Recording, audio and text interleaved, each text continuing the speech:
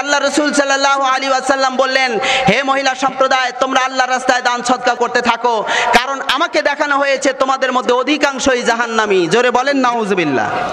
এ কথা কি আমার না আল্লাহ রাসূলের? আল হোসাইনি টিভি। তাহলে বলেন, আমাদের সামনে মৃত্যু আছে না নাই? মৃত্যু থাকার পরেও, অবধারিত জানার পরেও আমরা অন্যায় কাজ করতেছি। কথা ঠিক না বেঠিক? আজকের মাহফিলে পর্দার অন্তরালে মা বোনেরা মনে হয় নাই নাকি? মা বোনদের ব্যবস্থা কোথায় করেছেন? পাশে পর্দার অন্তরালে মা বোনেরা রয়েছেন, অসংখ্য মা বোনেরা। মা বোনদের উদ্দেশ্যে বলতে চাই, শুনুন। একদা বিশ্বনবী সাল্লাল্লাহু আলাইহি ওয়াসাল্লাম কোন এক ঈদের নামাজ আদায়ের জন্য ঈদগাহের দিকে রওনা দিচ্ছেন। হঠাৎ করে একদল মহিলাদেরকে দেখে আল্লাহ রাসূল সাল্লাল্লাহু আলাইহি ওয়াসাল্লাম বললেন, হে মহিলা সম্প্রদায়, তোমরা আল্লাহর রাস্তায় দান সদকা করতে থাকো, কারণ আমাকে দেখানো হয়েছে তোমাদের মধ্যে অধিকাংশই জাহান্নামী। জোরে বলেন নাউজুবিল্লাহ। এ কথা কি আমার না আল্লাহ রাসূলের?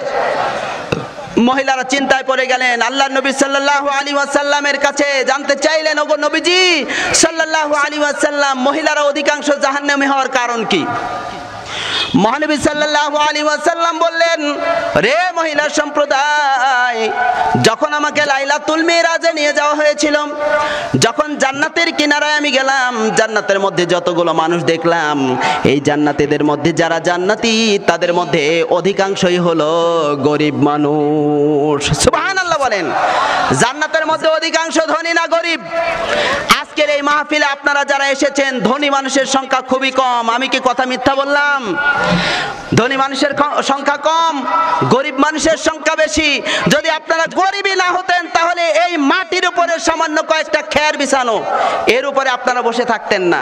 যারা ধনী মানুষ দেখেন, বাড়িতে গিয়ে আপনার ডিশ লাইন দিয়ে নানা ধরনের অনুষ্ঠান আদি তারা দেখতেছে, আনন্দ করতেছে, স্ত্রী পুত্র পরিবার পরিজন নিয়ে আনন্দে তারা ব্যস্ত আছে। হ্যাঁ, গরিব মানুষ যে এখানে সবাই আসছে তা নয়, কিছু ধনী মানুষ আছে, তার মধ্যে তাদের সংখ্যা কম হবে। কথা ঠিক কিনা বলেন? প্রিয় ভাইরা আমার, আল্লাহ নবী সাল্লাল্লাহু আলাইহি ওয়াসাল্লাম বললেন, মহিলারা জাহান্নামী হওয়ার কারণ হলো দুইটা।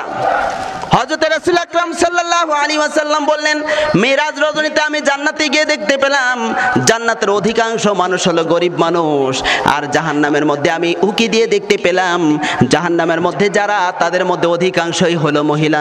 আল্লাহর নবী হযরতে জিবরাইল আলাইহিস সালামকে প্রশ্ন করেছিলেন, ওগো জিবরাইল আলাইহিস সালাম, মহিলারা জাহান্নামী হওয়ার কারণ কি? হযরতে জিবরাইল আলাইহিস সালাম বলেছিলেন, ওগো আল্লাহর নবী সাল্লাল্লাহু আলাইহি ওয়াসাল্লাম, মহিলারা জাহান্নামী হওয়ার কারণ হলো দুইটা। জোরে বলা লাগবে, বলেন কয়টা? দুইটা। এক নাম্বার হলো, অধিকাংশ মহিলা তাদের স্বামীর প্রতি অকৃতজ্ঞ। অনেক মা বোনেরা এমন আছেন, স্বামীকে মাঝে মাঝে বকা দিয়া বলে, তোমার সংসারে এসে আমার জীবনটাই শেষ। জোরে বলেন, এরকম বলে কি বলে না? আমার মা বোনেরা সাবধান। আল্লাহর নবী সাল্লাল্লাহু আলাইহি ওয়াসাল্লামকে জিবরাইল আলাইহিস সালাম বলেছিলেন, ওগো নবীজি সাল্লাল্লাহু আলাইহি ওয়াসাল্লাম, মহিলা সম্প্রদায় জাহান্নামী হওয়ার কারণ হলো দুইটা। এক নাম্বার, তারা অধিকাংশ স্বামীর প্রতি অকৃতজ্ঞ, আর দ্বিতীয় নাম্বার অভ্যাস হলো তারা একে অপরকে অভিসম্পাদ দেয়, লানত করে, একে অপরকে অভিসম্পাদ দেয়। আল্লাহ যেন তোকে কানা করে, আল্লাহ যেন তোকে ন্যাংরা করে, আল্লাহ যেন তোকে এইটা করে ওইটা করে। এরকম বদ অভ্যাস মা বোনদের কম না বেশি? একটু চিল্লায় বলা লাগবে, বলেন না ভাই, মা বোনদের কম না বেশি? এই জন্য মা বোনদের এই দুইটা বদ অভ্যাস দূর করা দরকার।